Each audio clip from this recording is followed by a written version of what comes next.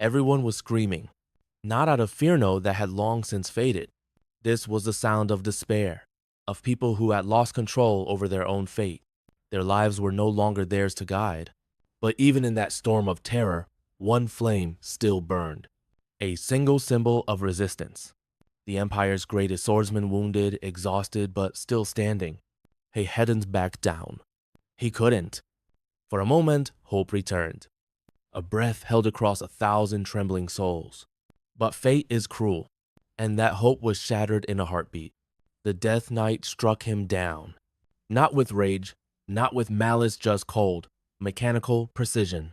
It was over.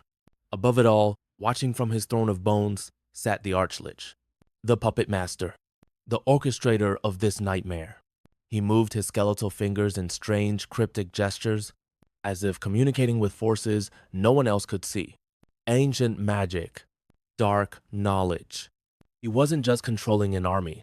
He was shaping destiny itself. And now he was ready to be crowned. Every demon had fallen in line. Every rebellion crushed. His dominion was unchallenged. The crown, carved from obsidian and pain, was lifted toward him. Victory was his. But just before it touched his head, a flash of movement, a blade through the dark. He was attacked. Gasps filled the air. Every creature turned, their eyes wide. It was the Death Knight, the very weapon the Lich had forged to enforce his rule. His armor cracked under its own strength as if resisting the command of its master. Not even the Lich's enchantments could protect him now. And then it happened. The Death Knight spoke, a voice, once silenced by death, now filled with purpose.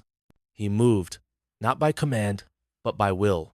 He was free, freed from the chains that bound his soul. For centuries, he had been nothing more than a vessel, a hollow shell twisted by dark magic. His mind trapped, his pain endless. The Lich had imprisoned him, reshaped him, turned him into a godless monster.